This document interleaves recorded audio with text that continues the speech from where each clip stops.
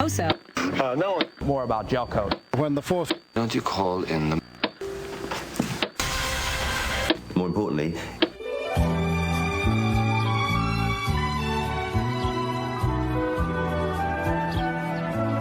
Well, how many times, Tutti Fruities, have I said thank you for being a friend at the end of one of my videos, at the end of the Odd Podcast? And now finally, we have the chance to discuss it for realsies. It's the Golden Girls.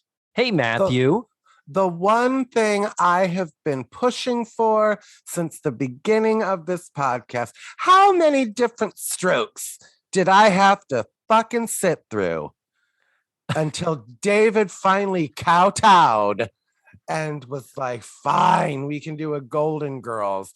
And after all the mentions of all the coexisting guest stars, from Alex Rocco to Billy Bard, and now we get the two Davids episode. This is what did it, dear listeners. This is what did it. Two Dennis episodes.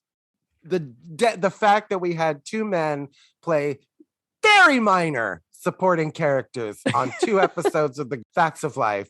Now we get to do an episode of the Golden Girls. I don't know why it took that, but that's what it took. So are you happy? I'm not sure I'm registering how you feel about this. Yes, I just wish we could have done some better episodes. But I like these. You didn't like these? Well, they're Golden Girls. Of course, they're good episodes. Of course. They're definitely better episodes than I would agree. Yeah. Well, how many times I have heard the phrase, if you knew how many different strokes I had to sit through before David finally did what I wanted. Whew, I'd have a little chunk of change, my friend. So, yes, here we are doing the Golden Girls. And just to reiterate, the reason for it is the two actors, Dennis Drake and Jonathan Perpich, are the Facts of Life adjacent quotient that is bringing us to this. Oh my God, the Gene episode. We could have done the Gene episode. That's right. Oh, no. Lois Nettleton. We've mentioned her multiple times. Nothing says we can't in the future. All right. To be honest, I was trying to be a little more of a purist, sticking to the main cast of the Facts of Life. Really? Yeah. How many times have you suggested we watch that Stockard Channing movie that only connection to the Facts of Life is the fucking bouncer on the episode where they take Mrs. Garrett to the strip club? You always rejected that. You always said, no, I don't want to do that. And I thought, well, it's because Matthew has such integrity. He doesn't want to stray that far from the main cast of Facts of Life in doing our TV Talkaholic subjects. You think that, and also I could go either way with that. First of all, you think I have integrity after the many episodes we've done. Fascinated by that. But second of all, perchance that is the case, because I was suggesting people like Alex Rocco, who makes 12 appearances on the Facts of Life. Yeah, Matthew, you're totally right. And it's just been, I don't know, other than the simple fact of I'm a jerk and kind of do what I want whenever I feel like it. I can't really argue this and say, but Alex Rocco, blah, blah, blah, blah, blah. Was the Alex Rocco episode of Golden Girls all that? Was it a good episode? Not particularly, but he is like, if the purist is to stay with Facts of Life. Anyway, the point is, David, I don't know why you hate the Golden Girls. I don't hate the Golden Girls. This was glorious to me. Like you said, these weren't the sort of greatest drop dead, oh my God episodes. But watching these again, and I haven't watched them in a few years, because remember, there was that time when you were just flipping channels. And if you flip past Lifetime, they ran them 24 hours a day. I don't know why they even bothered to put on any other programming. And never a bad Golden Girls episode. Really and truly. I genuinely mean that. Some of them are weaker than others, but the weakest of the Golden Girls is only that much worse than the best of the Golden Girls. Yeah. So I do not hate the Golden Girls, Matthew. Here's the thing. As a true fan of Wow. something, I can accept its shortcomings and laugh about it. One of the things I dislike about a lot of fandom is that people act like this person can do no wrong no matter what. Like, I follow a Lucille Ball fan page on Instagram. The person who runs it thinks that Lucy did no wrong in her life and refuses to admit that the Life with Lucy episodes are hysterical for all the wrong reasons. Ugh. The fact that Lucy is in all of her scenes. I mean, like, then I lost it when she posted a picture of Lucy and Mame, and all the comments were like, beautiful, gorgeous. She was the best. She was so wonderful in this movie. Like, my favorite movie. It's like, come on, we have to admit when our stars take a misstep. So, like, the reason I bring that up is because, like, there are episodes of the Golden Girls that really are awful when you look at them. Like, the Mr. Terrific episode is just practically unwatchable, for God's sake. That one I don't remember. See, you're welcome. Yeah, exactly. The thing is, even like you saying unwatchable, yeah, some of the humor doesn't hold up. Some of the jokes don't hold up. Certainly, not even the humor of it. It's just the ridiculousness of the episode. Like, yeah. I mean, were they important at the time? Like, not necessarily Mr. Terrific, but the episode where Rose thinks she has AIDS. Jesus Christ. Important at the time. It was one of the only sitcoms that made I think people realize, like, oh, this isn't about gay people. You know what I mean? Like, it was educational. Anyway, the fact that we had to do TV shows to educate people about AIDS. But anyway, or the episode where Blanche is going to have the party where Dorothy kisses Miles, for God's sake. I mean, there are episodes that are painful. Yeah. But still have little, it's Golden Girls. It's Golden Girls. And the deal is we are going to be talking about Dennis Drake and Jonathan Perpich, who are the two actors who played Dennis in the two episodes I'm about to set up here. And they are the husband of Dorothy's daughter, Kate. I didn't realize also played by two different actors. Oh, yeah. 2 appearances, 2 actors. So it's like, okay, wow.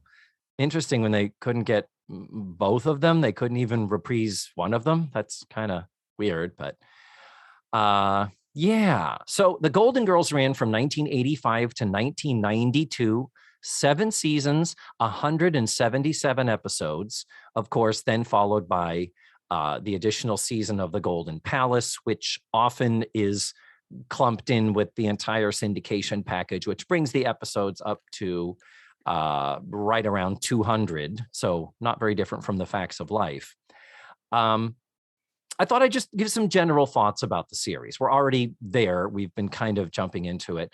To me, it was, looking back at it, it's really the perfect hybrid of joke-based and character-based comedy.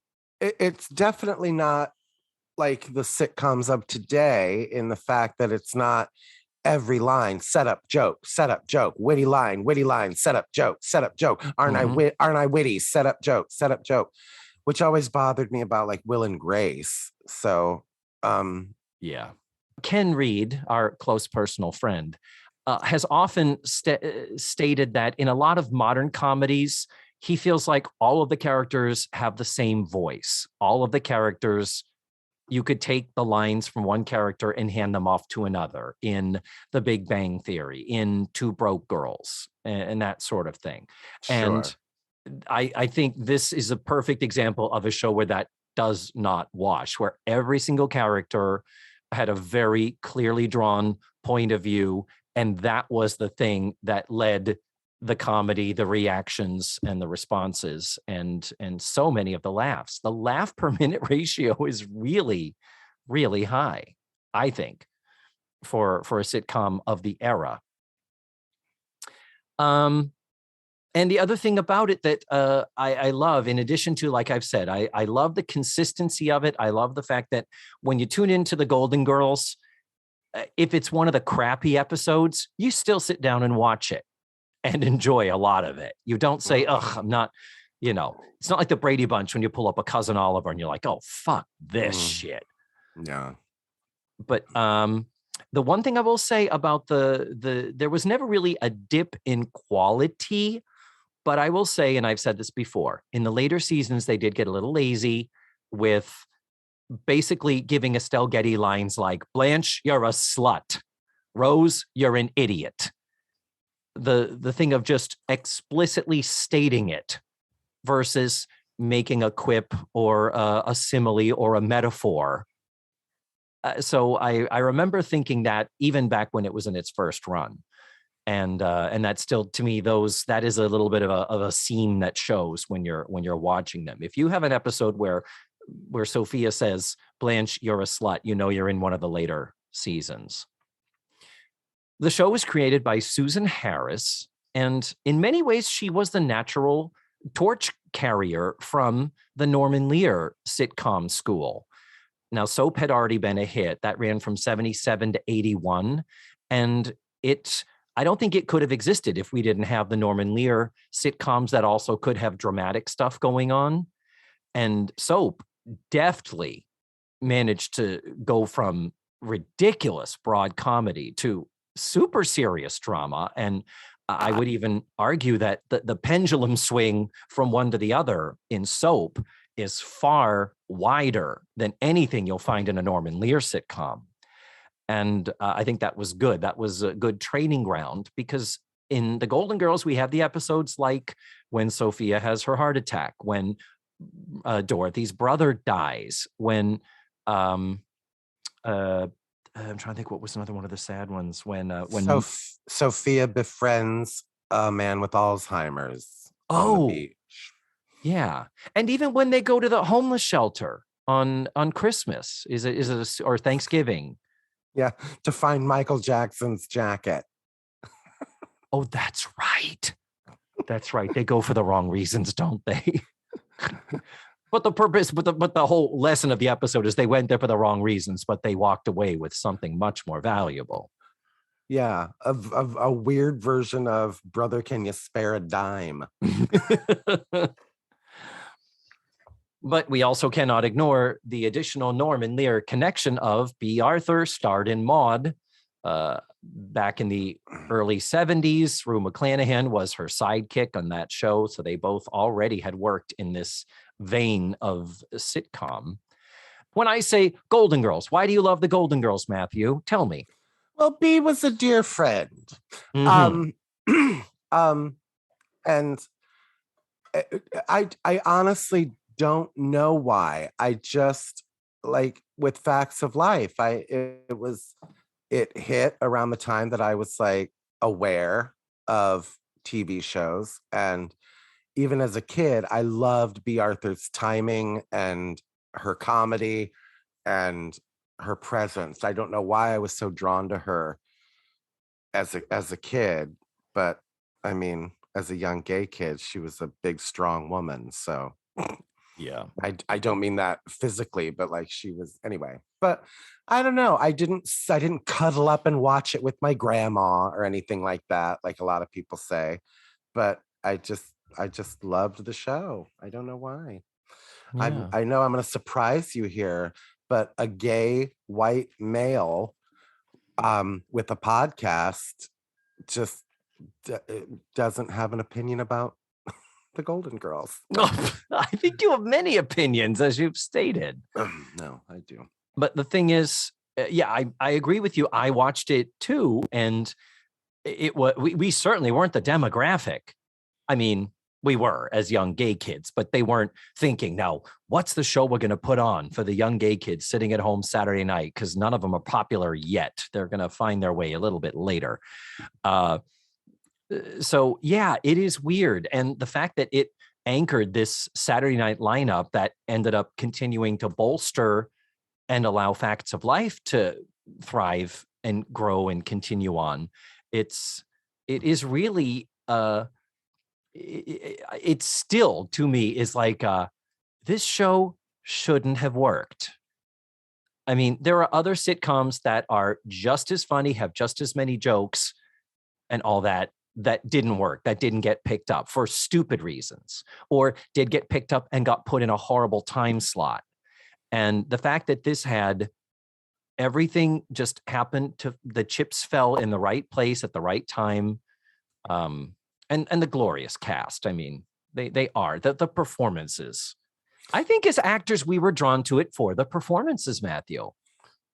Well, yeah, there were 4 completely different characters, but I mean, that's what makes classic sitcoms, that lightning in a bottle, isn't it? Yeah, I guess so.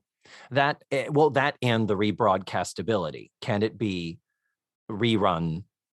Can it be shown again? And it is so interesting now.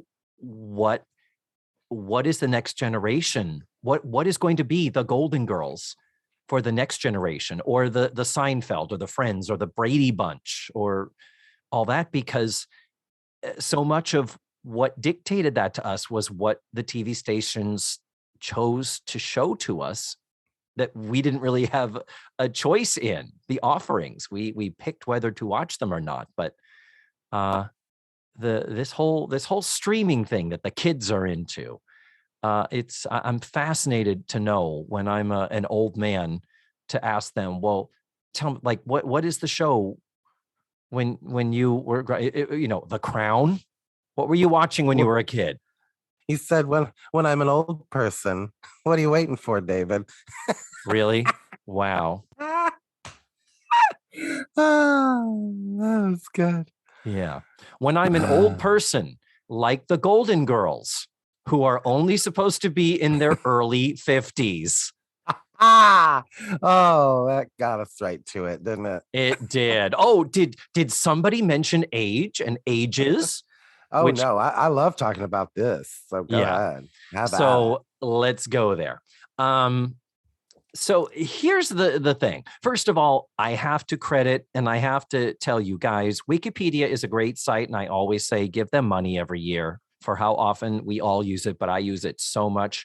But the Wiki fandom page, that is the place you go where they have a full goddamn character breakdown of every character from every sitcom, everything about them that is canon, every single discrepancy and contradiction. And God bless it, because I didn't have time to watch this whole entire series to be reminded of what was clicking and what wasn't. But yeah, in general, with the series, there are a lot of problematic show Bible issues. And it's still the old school of television sitcoms where it's like, well, let's have an episode where Blanche's daughter comes and she's fat shaming her. Okay, well, what do we call the daughter? Let's call her Janet. Forgetting that they've mentioned another daughter named Jane. Forgetting that they've also given her 5 other children throughout the course of the series. Becky was the fat one. Oh, was Becky the fat shamed one? Fat shamed one. So, and here's the thing. I know I'm getting microscopic here, but I've said this before.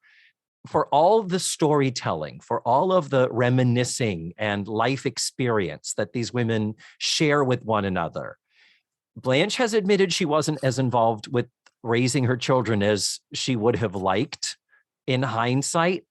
But we know that Blanche has at least 5 children and possibly 7, but likely 5, because you can combine Jane and Janet into one child, and her youngest, Skippy. We think Skippy can be considered a nickname for Matthew, which is the stand-up comic played by Bill Engvall in Golden Palace. So we're making a couple of leaps here to whittle her 7 children down to 5 children.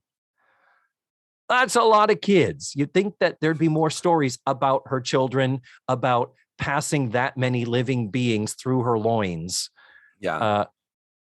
So anyway, I'm just saying that. And as much dick as she gets, that pussy must have been like a windsock.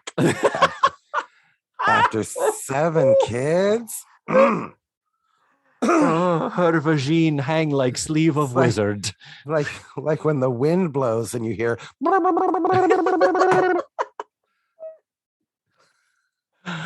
Oh, bless. And one of the other discrepancies, and I'm going to get into this a little deeper, probably too deep, is how old is Dorothy? Because it does shift and change and migrate throughout the series, particularly with regard to the ages of her children and the length of her marriage. We'll get to that a little bit. But according to Wiki Fandom, it says that Dorothy's Bornak, over the course of the series, starts out as 54 years old. holy cabooses, David. 54. Isn't Okay. it amazing that 54 in 1985 looked like B. Arthur? And do you want to know who is 54 right now, David?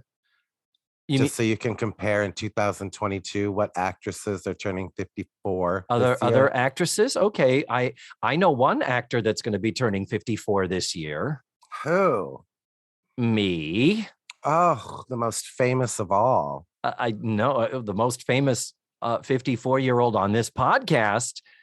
But yeah, in 2 months, in August, I am going to be 54. So I could theoretically be cast as a romantic partner for B. Arthur in season 1 of The Golden Girls. Does it make you feel better that you are 54 in 2022, David? So you could also be cast as a romantic interest to other 54-year-old actresses like Julia Roberts. Is she 50? Is she my age? Nicole Kidman, David. Yeah, Nicole Kidman, I did know is my age. Yes. Pamela Anderson. Oh my God. Here's a kick in the pussy. Kylie Minogue. What? And oh my goodness, the wonderful Vanilla Ice. Oh, I'd be a romantic partner to Vanilla Ice. And the one I am gonna really, that probably is the biggest kick in the rubber parts. Molly Ringwald, David. Mm-hmm. Goddamn right, because she's a year older than Kim Fields. That's right, Molly Ringwald, also born in 1968. You're the same age as the wonderful Lisa Bonet, David. The wonderful. Yeah. Those actresses, you take them and put them next to 1985 B. Arthur. And she looks like not their mother. She looks like their grandmother. I mean, come on. Not to be sexist, not that we're talking just about women's looks and everything. Will Ferrell is also, Jimmy Kimmel is also 54. Yeah. Deborah Kenny- Messing is my twin sister. Deborah Messing and I were born on the same day. So there's another one. Lisa Marie Presley, David. What? No. Really? Yeah. According to this website, but we've established, Google told me that, the Nintendo system was released. Let's not trust Google. Remember the Thriller fiasco, for God's sake. So Yeah. I should preface. I haven't seen the birth certificates of these people. I'm just going by this website that I pulled up on Google, which Yeah. also told me that Thriller was released between 1980 and 1983 consecutively. So three times over 3 years. It's like, wait, what? But no, that was great. Thank you for doing that. That was a great little exercise in how different age is handled in Hollywood, with and without help and surgery. And make no mistake, B. Arthur has had work done at this point. B. Arthur has had at least one facelift. And later in the series, she admits to having an eye job, having something done with her eyes. When her ears pulled back. Yeah, there's like a zipper in the back of her head. But I mean, I've talked before about how, to me, one of the things about Golden Girls that was fascinating to me when it was first on is I couldn't take my eyes off of her because I was like, this almost looks like that woman that played Maude, but not quite. To me, B. Arthur looks so vastly different between the Maud look and the Dorothy look, because her weight is different, because, you know, the hair is a different deal. And like I said, she's definitely had at least one facelift at this point, and will have more before the series is over. And I think it was Judd Apatow talking about Bridesmaids, the movie Bridesmaids. Did he direct that? No, it was Paul Feig directed Bridesmaids with Kristen Wiig. And when they were casting Kristen Wiig's mother, it ended up being Joe Clayburgh in what was her final film role. And he said one of the problems casting the part of the mother is they were seeing actresses who were the right age to be Kristen Wiig's mother, but they had all had work done, and they all, you know, either looked too young or they looked too done to play an average mom of a 30-something, you know, baker, Kristen Wiig. So Joe Clayburgh was perfect, because Joe is one of those actresses who never had anything done and still looked terrific, but looked her age. And yeah, it's like I've said a million times before, Feud with Betty and Joan. Betty Davis and Joan Crawford were 52 when they did Whatever Happened to Baby Jane. Jessica Lange and Susan Sarandon were 70 when they played them in the docuseries. And they still looked younger and had to be hagged up a little bit. That's what smoking and having a scotch every night when you get home from a long day at the studio. That's what it does to you, David. Mm-hmm. Oh, yeah.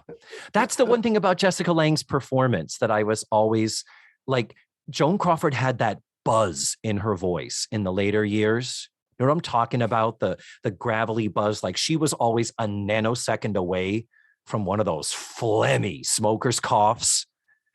And, you know, Jessica Lange and Susan Sarandon both, they're probably both, you know, vegetarians and do yoga and all that shit. So, you know, that's just a quality to her voice that there was just no way an actress could duplicate that without 40 years of abusing her body.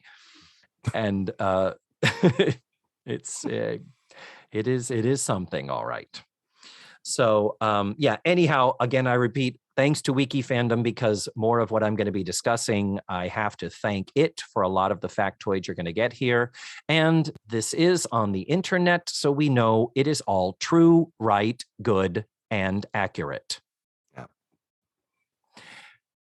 So, are we ready to talk about the actual episodes, Matthew? Just don't ask the internet when Thriller was released. Yeah. So, our first episode we're going to be discussing is season 1, episode 2, Guess Who's Coming to the Wedding, which had an original air date of September 21st, 1985. It was written by Winifred Hervey. This is the first episode that she would write for the series. That's because it is literally the second episode of the series. The pilot was written by Susan Harris herself. Winifred Hervey's still out there. She's 67 years old. Sidebar, born in Waltham, Massachusetts, another Mass hole. She also was a producer on The Golden Girls. In the second episode we discuss, which is at the end of season 2, Winifred is credited as one of the producers of that. And she would go on to produce The Fresh Prince of Bel-Air and The Wonderful Steve Harvey Show, and be the executive story consultant for 17 episodes of The Golden Girls, and would go on to write 13 more episodes of this series. This episode was directed by Paul Bogart. Tons and tons and tons of TV credits. Probably the biggest thing he'd be known for, 97 episodes of All in the Family. That's a huge one. And I think his only big screen movie credit, directing for something that was not television, Torch Song Trilogy, the Harvey Fierstein movie, adapted from his play. With Estelle Getty. With, Anne Bancroft in the Estelle Getty role. I know. I just wanted to set you up to correct me. Okay. Well, good. I'm glad I could make you happy by doing that. So let's do the synopsis, and then we can just talk freestyle. That should be the thing. Who needs Google when David has Google?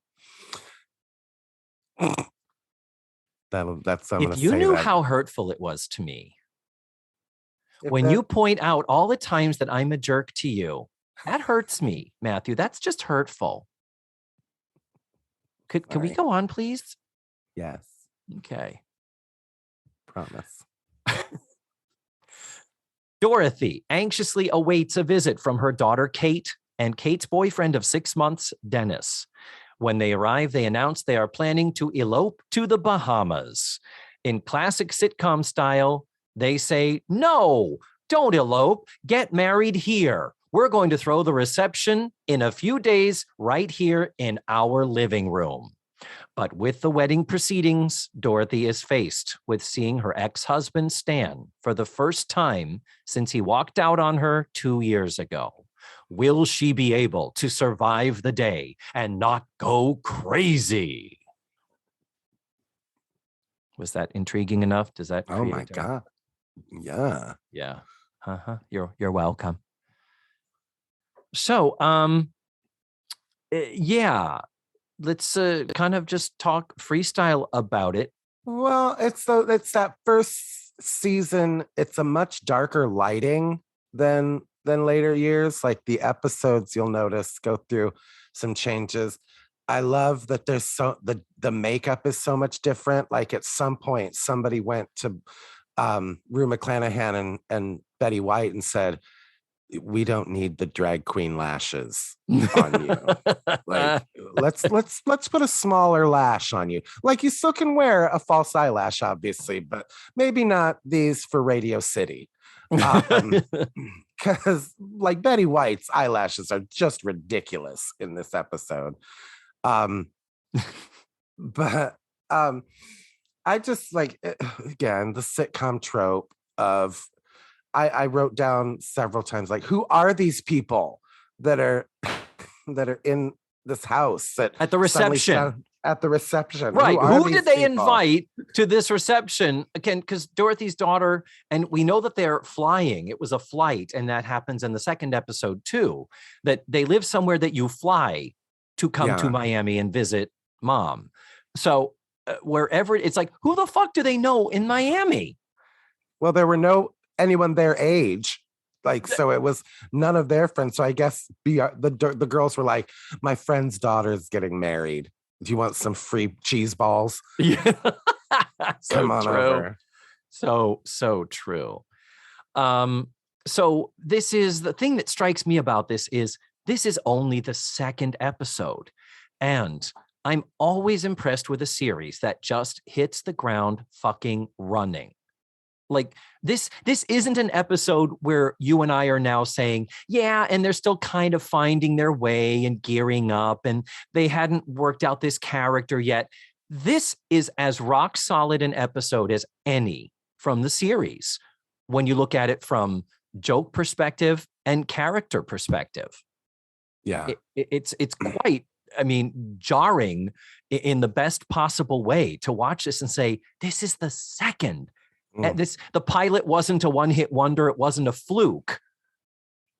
Other than they got rid of the fucking gay cabana boy, which I've ranted about that before. The trope of the live-in housemaid, even though they all are in their 50s and need to work and don't have a pot to piss in. And well, and I should have gone back and watched the first episode because I know they go out on the lanai, but the background for the lanai changed at some point during the series because while she's yelling at Stan, all I could say was, "Is that the ocean in the background?" I noticed that too. I'm like, is this supposed to be water? Are they on the beach in Miami? Bitch lives on the ocean in Miami, but needs to rent out her rooms to pay her fucking mortgage. They had. That's a sweet fucking roommate deal right there, sister. Yeah, damn. So, but to see the show fully formed as of this, it was just like, wow, I was deeply impressed. And again, Matthew, I don't hate this show. It's actually one of my favorites. And this impressed me all over again. You want to talk about the fashion? Some of the fun fashion things. One of the most iconic B. Arthur costumes in the history of this show is in this episode, David. The mother of the bride dress. It's not a dress. That is pants, David. No. No. Go ahead. Are you fucking kidding? No, I'll believe you. I will totally believe you. Who needs Google when David has Google? Shut your fucking mouth. That is pants. It's so flowy and satiny and pink. I guess I couldn't look at it long enough because that and then the lace over shirt and how Dorothy, this is so often dressed in shapeless things. Yeah, B. Arthur was wanted to be comfortable, and she wasn't about to wear a corset or a girdle or anything. Mm-hmm. So I mean, it's just like she's just like a stick with shoulder pads and just everything hanging. And that is I cannot wait to pull that up and watch this again. Wow. But it's, and then the low drop waist, it's just, it's shapeless and unflattering to her body. And I'm not sure what is or was or could have been flattering to her body. I'm not sure can you think of any outfit in the course of all 7 years where you went, oh, that's the type of outfit that she should be wearing? Her body looks fantastic in that. Well, I mean, there's not oftentimes I look at a woman who is 54 and go, oh, her body looks fantastic in that. So, I mean, no, but I didn't really say that about any of the girls. Like, I mean, those dresses that Rose wore weren't Rose's dresses were all the same type of a cut, though. Like, they found what worked on Betty White and they stuck with it. I think Betty White found what worked on Betty White, and it was like, this is how Rose dresses. And I think the same thing went for B. Arthur. She was like, I want a cowl neck. I want a boots. Caftan, a turtleneck caftan. That's what I want. Yeah. Yeah. So. And how many nightgowns did they have? Did they recycle? Did they wear the same nightgowns over? I want to say that maybe I don't know. I know that they like some jewelry and stuff would get passed around, but I don't know about costuming. I imagine they did recycle the nightgowns for how often they had scenes in the kitchen in the morning or late at night eating their cheesecake. At the first scene, Blanche is wearing a polka dotted sweater because, when you live in Miami, sweater, but she's wearing a polka dotted sweater and there's no blouse underneath. It's like a deep V. So I guess that's for slightly warmer weather, but it has blue polka dots on it. And there's always the danger of the polka dots looking like nips. And they did not fall in a good place. They fell right in the place where it's like, okay, that looks like we're definitely trying to position and highlight where her nips are located. And I could have done without that. I had a teacher in 4th grade that one time she wore a Cats t-shirt. Oh, okay. And you remember their logo was the word cats and 2 yellow eyes? Yes. Guess where those yellow eyes landed? Oh my God. On her. And they were like wall-eyed cats. Like one was like, it would change throughout the day, like which way the cat was looking. Anyway, I didn't spend that much time looking at Rue McClanahan's titties, David. Well, I didn't want to. It made me.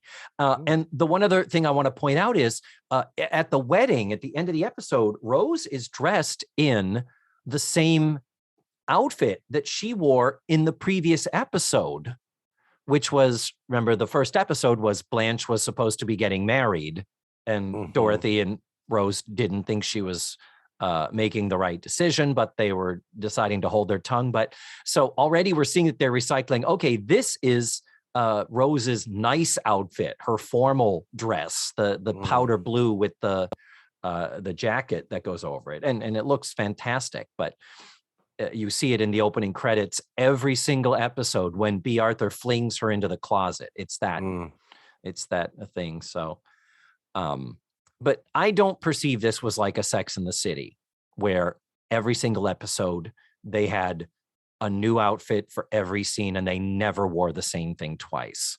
I feel like they did recycle. Or a Facts of Life. Yeah. Facts of Life. Not much recycling these days.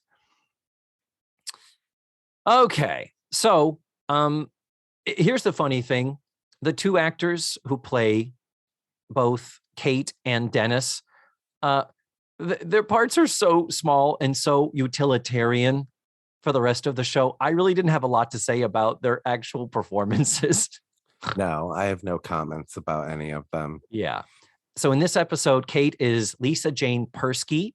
She is 30 years old. She has 69 credits in a nearly 30-year career. And she last worked in 2006.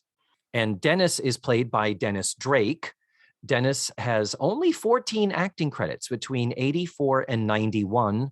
But we did discuss when he was on The Facts of Life that he also was a writer. And in 2003, he wrote Legally Blonde 2 and Down with Love, which is a movie I think you need to see. That came up last month, didn't it?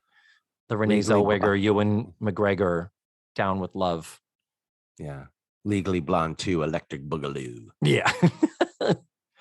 So that's Dennis Drake. And Dennis Drake was on The Facts of Life in season 8, episode 11. He was the lawyer that Natalie and George talked to about whether or not she could sue Andy's grandmother for stealing her story and having it published in the local paper.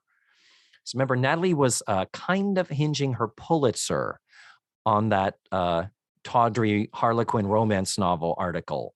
Yeah.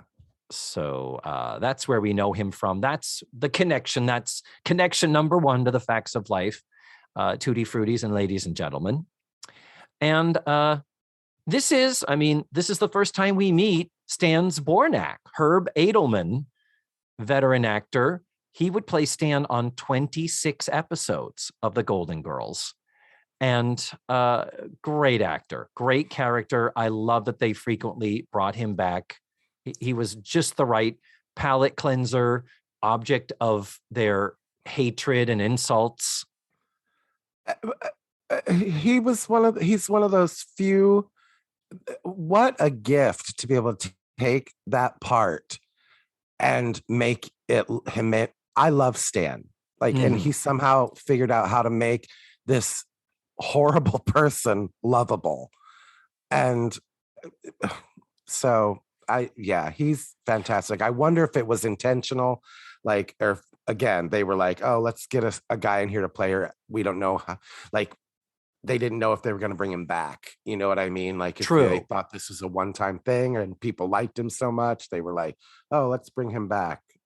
Yeah, because he lives in Maui, according to this. He ran off with, and left Dorothy and ran off to Maui with a stewardess, I believe. Yeah. And so that's where he is. Dorothy calls him and says, come on over. He shows up at the front door when he arrives with a lei around his neck, in case you forgot that Stan left Dorothy and went to Maui. Because when you live in Maui, you wear leis when you get on an airplane to Miami, don't you?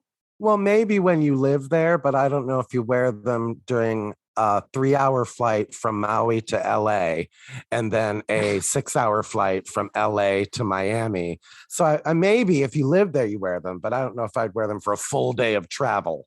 Yeah. Sitting in my airplane seat with a fucking lei on. Get out of here, Stan. Exactly. But he was terrific. I think that the magic of Stan, again, was in the writing of, in this episode, he's just a guy who treated his wife shittily. And Dorothy does mention somewhere of all the things they went through. One of them, she says, when the business failed.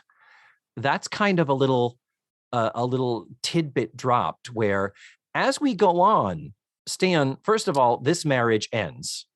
So he's single again. He comes back to Miami. He keeps trying to rekindle his relationship with Dorothy. And he has all of these enterprises where he becomes rich and then he fucks it up and he becomes poor again. And it's just one of those he's not so much of an asshole as he's just a loser. And This is it. This is his family. Essentially, he comes there to be abused because they're probably the people who are closest to him in spite of everything. And yeah, so I'm fascinated too, whether it was ever intended that he would ever come back. So we've got to get into the whole thing of Dorothy and Stan, their marriage, and Dorothy's age. We have to get into this, and I have so many facts and factoids in my head. I'm going to try to keep this brief, and I'm probably going to fail. Okay. What I perceive, what I believe happened is, as of this episode, they didn't have the Dorothy got knocked up at the senior prom part of the story laid out yet. At this point, Dorothy married Stan. They were married for 38 years, directly quoted from this episode, and Stan left 2 years ago. So as of right now, 1985, the Golden Girls cinematic universe tells us that Dorothy was married 40 years prior to 1985.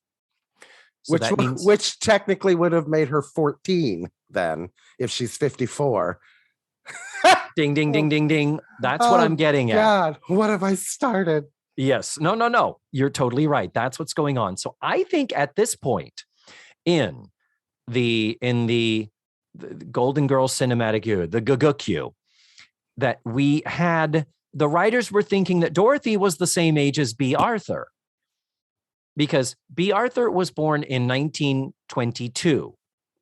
Can we call it the Golden Girls universe and call it the GAG-U? The GAG-U. Sorry, go ahead. So 40 years before this episode would be 1945. We do mention in the pilot last week that it was a shotgun wedding. We do know for a fact that Dorothy was pregnant when she got married. So number one, Kate should be 40 years old. The actress is 30. And secondly, B. Arthur was born in 22.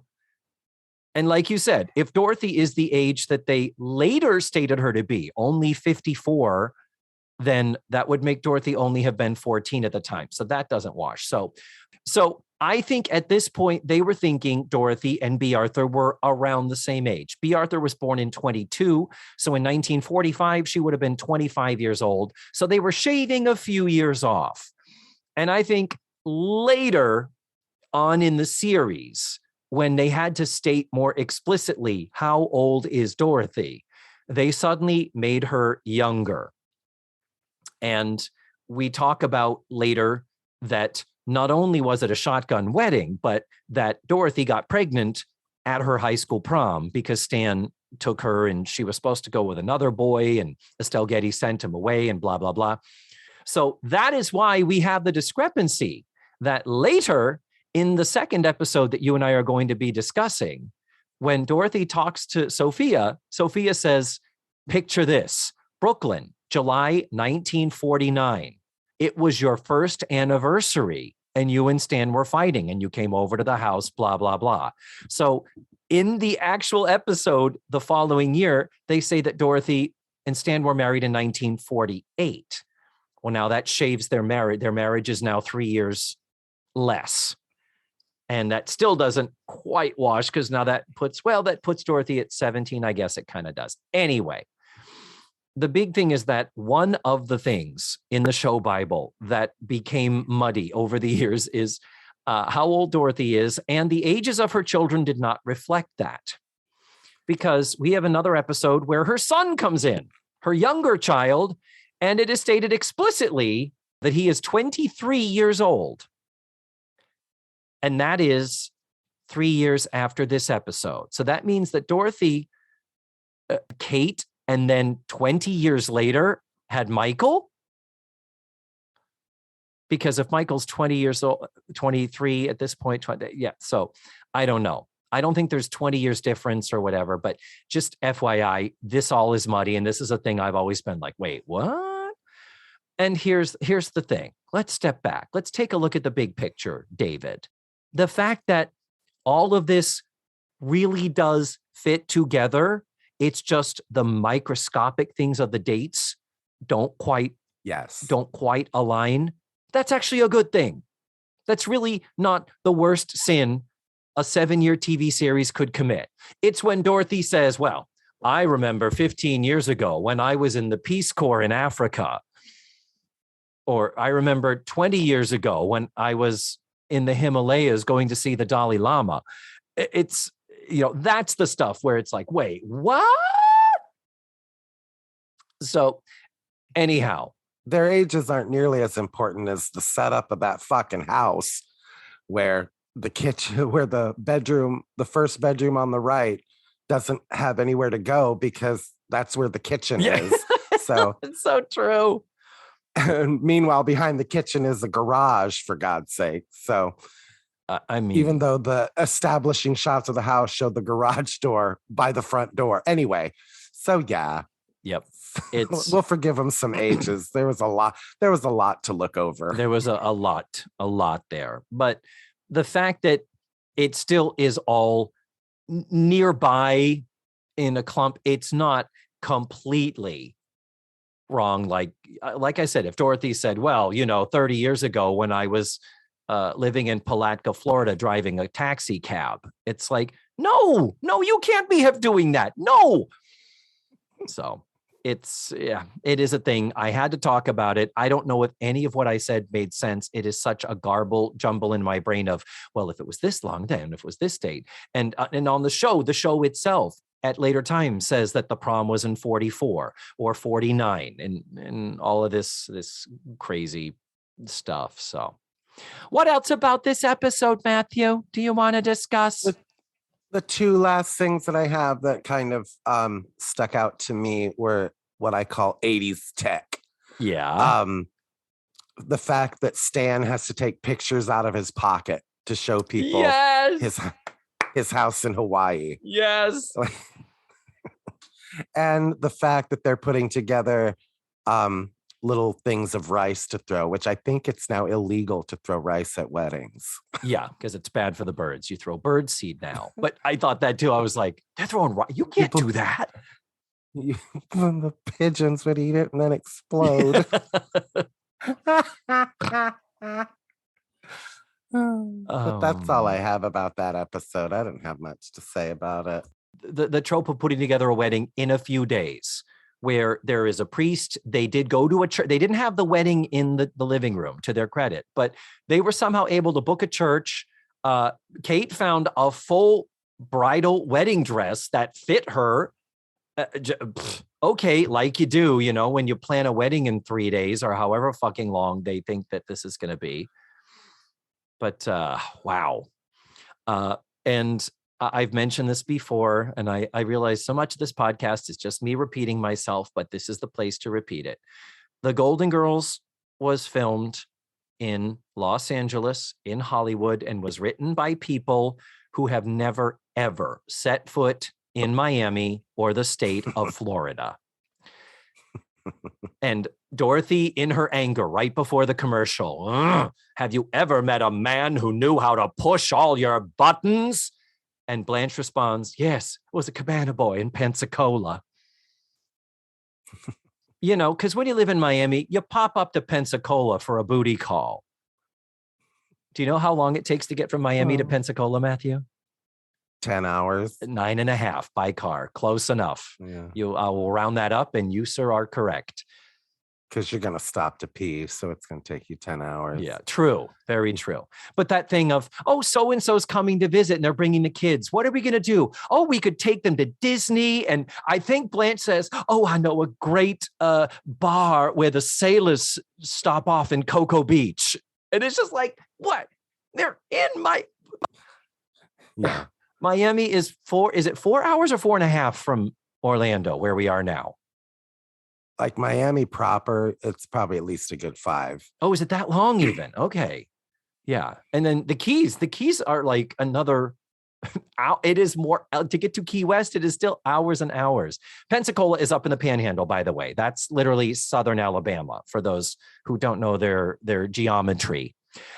So yeah, to get from the farthest point of Florida up at Pensacola, all the way to Key West, which is the farthest point south. I think it's like 13 and a half hours by car. Yeah. And I don't know who the fuck would ever want to make that trip, let me tell you. Mm. Let's move on, if you are ready, to season 2, episode 23, Son-in-Law Dearest, which had an original air date of April 11th, 1987. So for all intents and purposes, a year and a half later. We were at the beginning of season 1. We're now at the end of season 2. Just as solid an episode. If you told me they were filmed just a few weeks apart, I would have been like, okay. I really was quite delighted to see, again, the consistency of quality. And this Kate, in my humble opinion, is much better cast as the daughter of Stan and Dorothy. I agree. She had a little bit more verve and sass and punch to her. And the fact that in this episode, she and Dorothy are in conflict. You did need a strong actress to stand up to fucking be Arthur. Holy shit. I don't know if I could have seen the other Kate actually doing that with her. And just facial structure. I mean, neither B. Arthur nor Stan Zbornak have chubby cheeks, for God's sake. Yeah. So I don't know where they got that cute little chubby cheek girl. Yeah. Well, anyhow, this is called Son-in-Law Dearest, and let me do my nuts and bolts. It was written by Pat Shea and Harriet Weiss. They are a writing team, clearly, because their IMDb's are nearly identical. They wrote for The Jeffersons, All in the Family, Happy Days, Lou Grant, Valerie. They created Archie Bunker's Place. They're the ones. Blame them.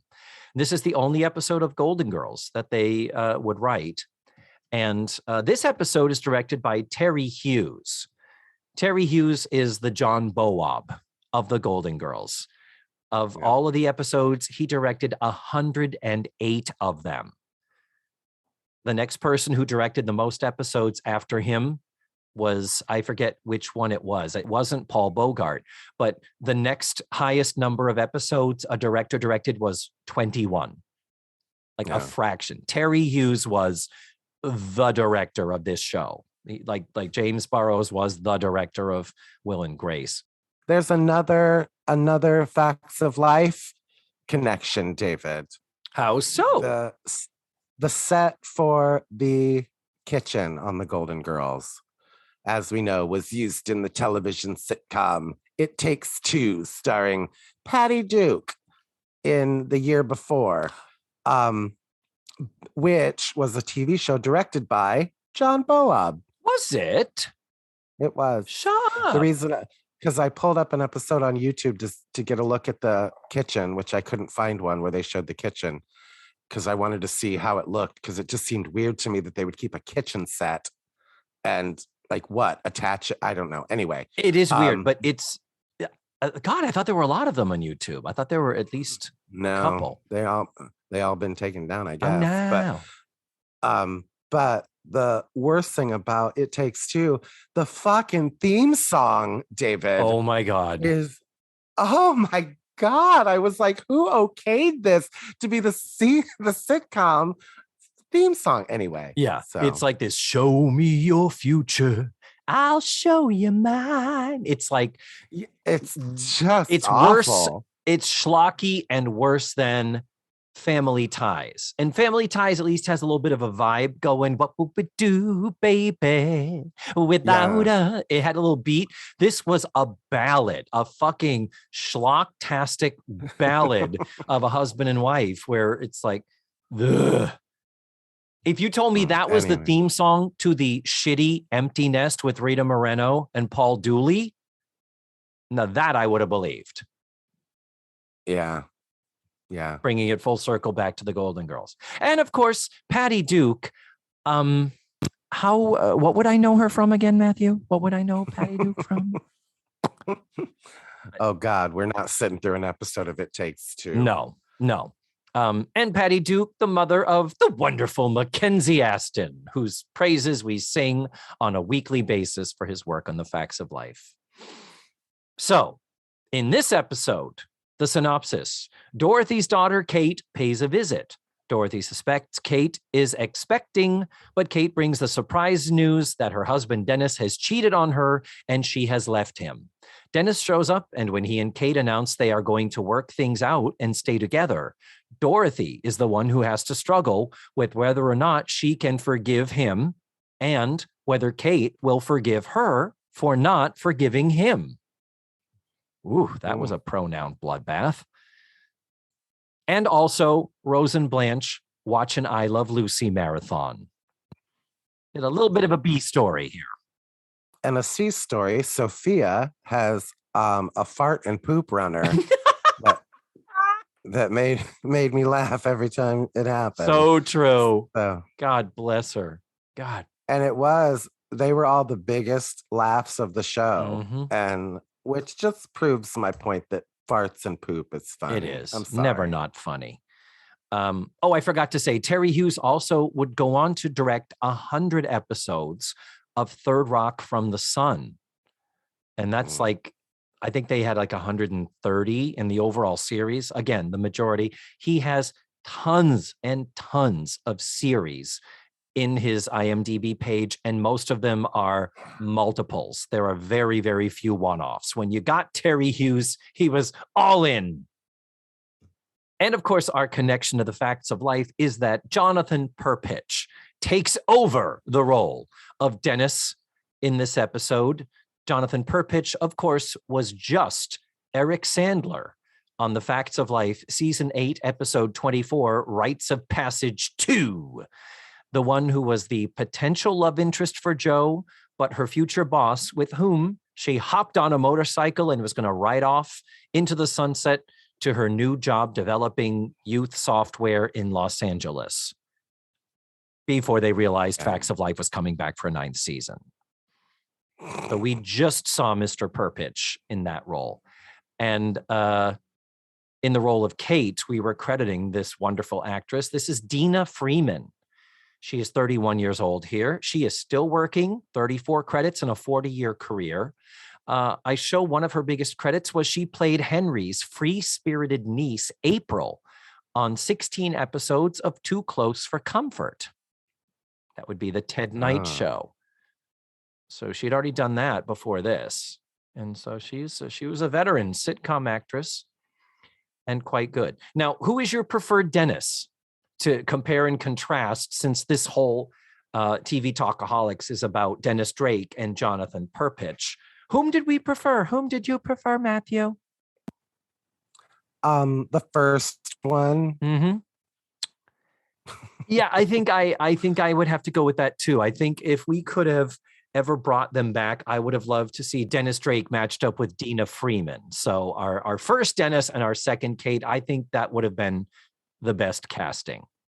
Well, the second guy, it's interesting because it's the same year he was on Facts of Life. Yeah, weeks. There's like weeks between this appearance and then when he's on the Facts of Life. It's the same. But when he was on Facts of Life, I didn't see him on Facts of Life as a schlub. But in this episode, I just felt like he was kind of schlubby. Well, he had nothing to play but contrite and apologetic, and that. And I just mean like body type and the way the way he just was. Yeah, I don't know what the difference is, but you're totally right. He's definitely much more fuckable on Facts of Life. Yeah, I don't know what they did, or if that was a conscious choice, or if he just had a good hair day and a bad hair day, and we caught it. But and I do want to say that as Dorothy's daughter, Dorothy only has 2 kids. She's got Kate and she has Michael. Now, Michael appears on 3 episodes. And all 3 times it is played by the same actor. And Scott Jacoby is the actor who played that. I just want to throw that out there, that Kate is the only child they kind of played around with here. But there have been varying results with some of the Golden Girls children being played by the same actor throughout the series and some played by different actors.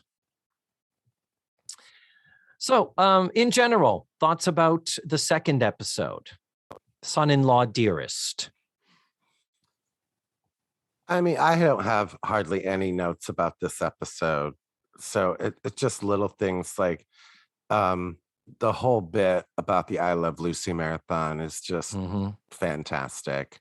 One of the best lines in the whole history of the sitcom, when she's like, so who's playing Lucy? Lucy plays Lucy. Who's Desi play? Desi plays Ricky. Why didn't Desi play Desi? He wasn't tall enough. Come on. That's brilliant. That's comedy. I loved it when they had to clear out of the living room. And Rose is like, oh, but we're going to miss it. And Blaine says, well, watch it on the portable TV in the kitchen. And Rose says, oh, but that TV's black and white. I do have a question about one of the jokes that went through, and wonder if it was something, it's a deeper joke than we knew. She sees Stan, he's got his new toupee on, and she says, with the new toupee, I thought you were Ted Danson.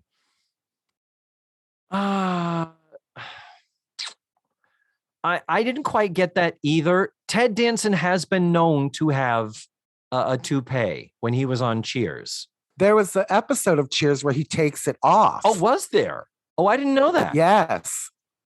And like reveals that he is wearing a toupee. Like in the last season, he takes it off and reveals a bald spot, which, by the way, he doesn't have anymore. Yeah. On The Good Place, he's got a full head of that beautiful silver white hair. Interesting. Yeah. I did enjoy him on Mr. Mayor. I wish that were a better show. Yeah. But he was genius on The Good Place. Genius. But I tried. I just couldn't get into it. But when she says that to him, I was like, was it well known that, was it one of those things like Bill Shatner? Like, did people know that Ted Danson wore a toque? Or is it like John Travolta, where everybody's like, oh my God, that horrible wig? Like, I didn't feel like that was like, or was she saying that toupee with that full head of hair? I thought you were Ted Danson because he was known for having a full head of hair. Yeah, I think that's more what it was. I think it was just because it really wouldn't have been like the show. It's not like Ted Danson's toupee was a joke, I don't think. And not this at this stage. Cheers had only been on for what, 4 years at this point? It's still, Cheers was popular, but it hadn't become an institution yet. I think it was just him saying it's Stan with a new, I think it was just supposed to be irony. Oh, add the hair. You, Stan, when you add hair to it, oh, I thought I was looking at Ted Danson. You are so fucking hot right now. Right. I think that was just supposed to be, Dorothy's ironic, no, Rose. Here's the lemonade. Do you want me to put it down somewhere? No, Rose. Go out to the curb and open a stand.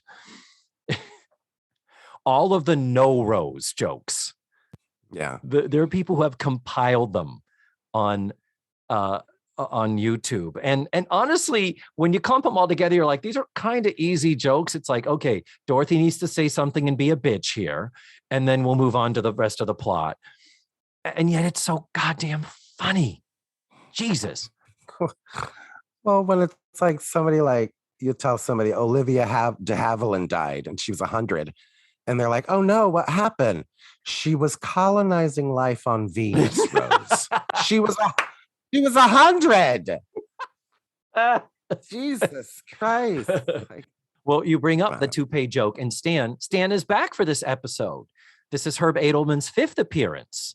And he is, since we last saw Stan in the time between, this is where his marriage has fallen apart. He has moved back to Miami now so he can appear on the show more. And he has started in kind of with Dorothy, come on, old time's sake, let's get back together. And of course, Dorothy is not having it. Later down the road, they will reconcile and they will almost remarry. I had forgotten about that part of the storyline. At this point, Stan is rich. He's invented, what was his invention? The Zborny. The Zborny. What was the Zborny? A baked potato opener. Of course. So he was rich. And on the day of their wedding, he presents Dorothy with a prenup and asks her to sign it. Like she's in her fucking wedding dress. And Yeah. I'm not against prenups. I actually think they're a very good idea. But the day of the wedding, so Dorothy, understandably, is like, I don't want your fucking money. Go suck a bag of dicks. I'm not marrying you. So it didn't happen, but they got dangerously close. Well, they reconciled several times during Yeah. this. And it during was the fun when they were season. sneaking around and trying not to let Yeah. Sophia, because Sophia, always calling him a yutz. Never not funny. Never not funny.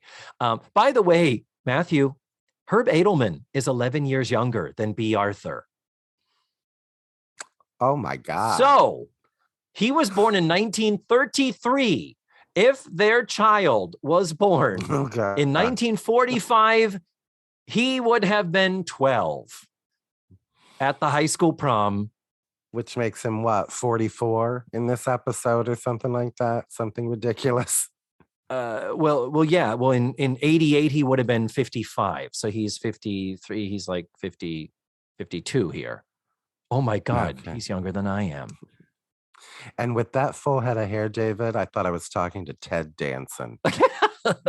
Don't look at my bald spot back here. It's, ooh. I was just watching a TV, the last special that Norm Macdonald did, the one he recorded at home, just like on his camera on his computer. And then they have after it a roundtable with David Letterman, Dave Chappelle, Conan O'Brien, Adam Sandler, David Spade, Molly Shannon. Like, it's a great roundtable of them talking about Norm and when he was sick and the last time they saw him and stuff. I want David Spade's fucking hair doctor. If my situation continues to deteriorate, David Spade has a full head of hair. It is definitely growing out of his skull, and it ain't the same hair he had on Just Shoot Me. It's it's like I want to find out the number of his doctor. Jesus. But yeah, Herb Edelman would have had to have been a child. He would have been Andy's age on The Facts of Life when he conceived the children who right now should be 43 and are not. So Dorothy is dressed better. She's wearing a sweater that's a little more form-fitting. It's less loose. This sweater, very 80s-tastic, but it's got like this so almost like a built-in scarf thing that wraps around and hangs and frames her face. It's a much better, more flattering outfit for B. Arthur.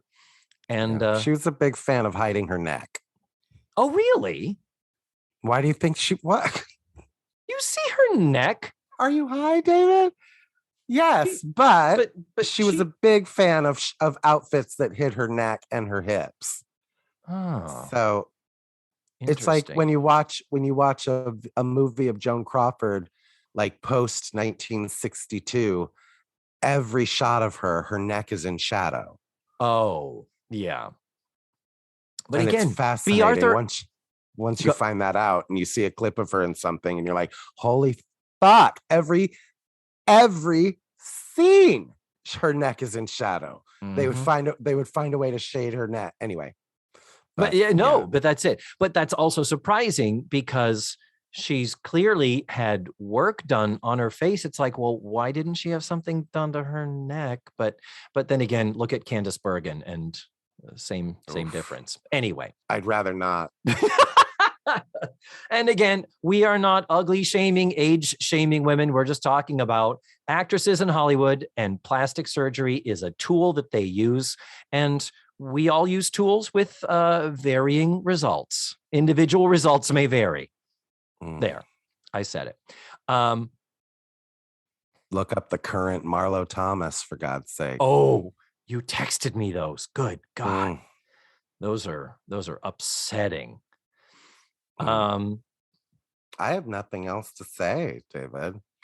Well, let me talk about a couple of things I love that actually appear in both episodes. There are some great parallels here.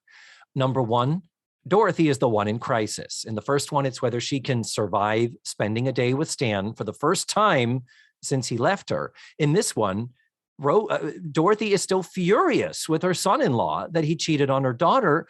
And now Kate is like, it's okay. And Dorothy's like, I'm still fucking pissed at him. And Kate's like, well, you better get over it. And in both cases, Dorothy, the one in crisis, goes to her mother for advice. And Sophia actually helps her. That was really nice. We also have the fact that when we have the true come to Jesus moment, the heart to heart. In the first episode, it's when Dorothy confronts Stan and finally, for the first time, is able to lay bare her feelings. In the second episode, it's when she, instead of having a talk with Kate, surprises us and says, no, I want to talk to Dennis in private. And Stan tags along, but in both cases, these intense private talks happen on the lanai. Yeah. And in both cases, this is when B. Arthur pulls out the stops and reminds us that she is a fucking actress. Yeah. And I have to admit, I'm one of the people that I love B. Arthur, but I feel like her lane is very narrow. She has a limited, finite bag of tricks. And especially when you watch the show in binge form or in daily form, you start seeing all of the same gestures to punctuate the words and the jokes. You see the same takes to the audience. You hear the same inflections of her voice. There is a little bit of, because they were writing so specifically to her and what she does and does it expertly. Oftentimes she doesn't get a chance to kind of kick loose.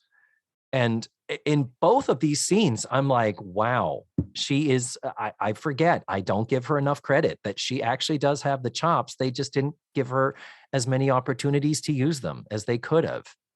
Well, I think being almost 6 foot tall and having that booming voice, they kind of put her into those roles, but she would be the first person to tell you how shy she was and how reserved B. Arthur actually is. So, yeah.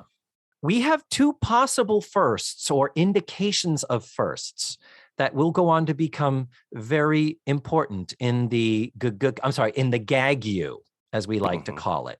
Number one is when she turns to Blanche and Rose and literally says, stop watching that. This is the time when you leave the TV and come into the kitchen because I need you. And they do. I love it. Well, they sit down, they get out ice cream. And this is the end of the second season. Had they gotten into chocolate cheesecake yet? Or was this still when it was just in general late night eating? I think it's just in general late night eating. I think a lot of people, cheesecake is one of those false memories of them always having cheesecake that kind of came in. Like you don't notice when like they pulled out a cake or just a regular cake or ice cream. You know what I mean? I mean, it definitely was a thing, but But there was probably fewer cheesecakes than we all think there were. Exactly, because B hated cheesecake. Oh, no. Wow. Can you tell me, Matthew, what is the season where they do the flashback origin story episode? When Dorothy first shows up and becomes the roommate and they're all fighting and they're at the supermarket. I think it's the final episode of the first season. Oh, is it? Yeah, it's called The Way We Met. Oh, okay.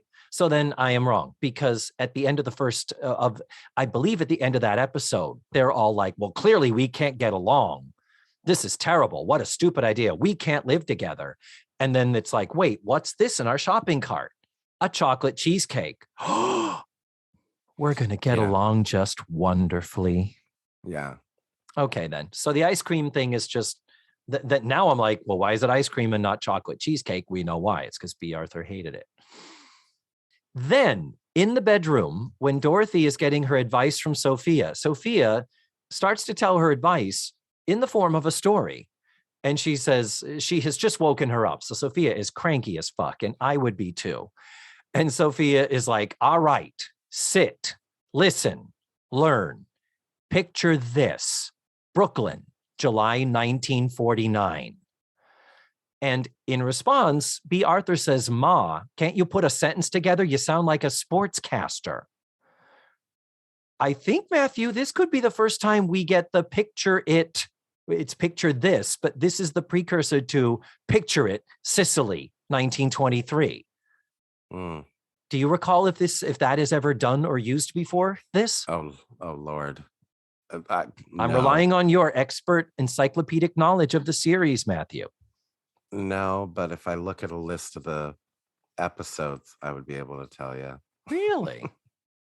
Well, I'll leave it to you if you want to. But I would like to say, to me, because it's not fully formed yet, because there's the lead into it, and she says, picture this. And then B. Arthur responds as though Sophia has never spoken like this. Like it's a joke. And, and I use it all the time. All the time I do. Picture it. Orlando, Florida, 2021. I fucking love that. I love referencing that joke.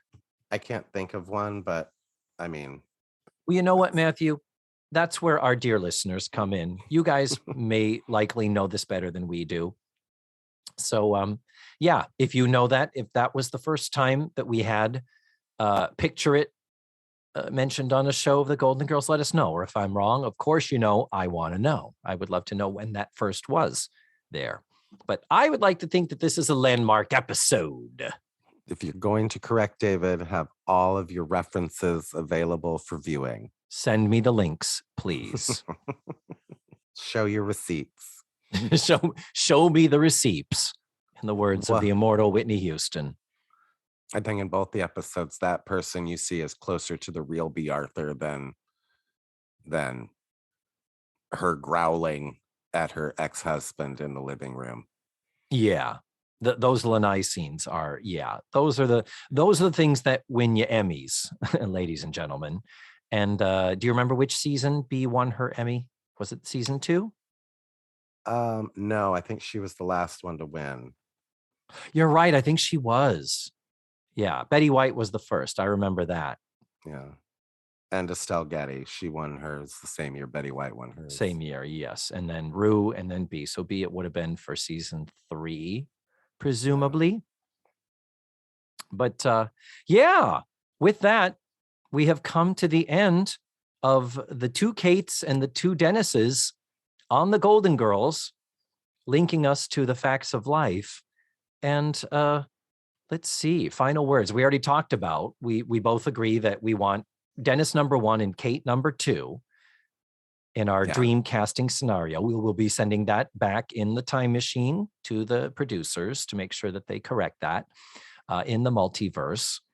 And how many Talkaholic chips would you give these? It's the Golden Girls, 5. 5. If I could give it 6, I would, but I can't. Yeah. I can only give it 5. I don't make the rules. I just make the rules. And let us just say to our dear listeners that you are welcome for this groundbreaking, I don't believe ever done before, podcast of 2 gays talking about the Golden Girls. I don't know. Nope, never seen it before. I think it's revolutionary. You're going to find this episode to be one for the record books, as they say. I'm doing a lot of Jiminy Glick. I'm doing a lot of you today. Honey, rethink what you just said. Anyway, continue.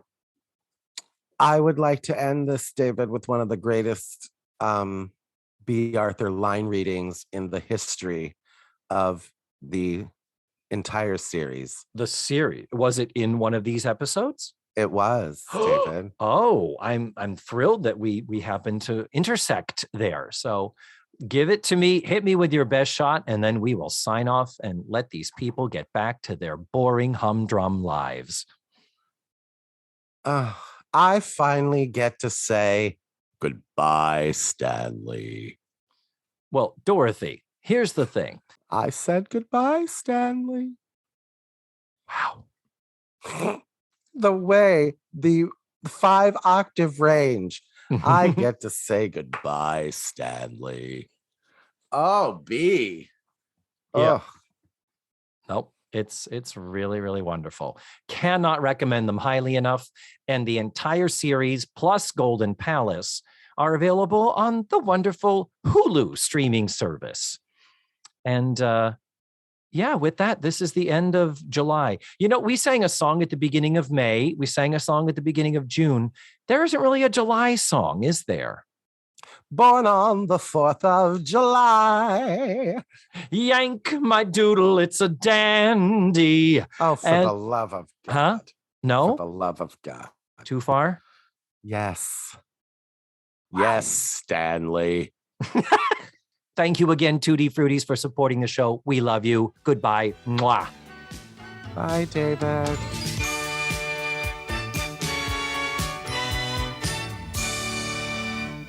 Also, No, more about gel coat. When the fourth Don't you call in the... More importantly,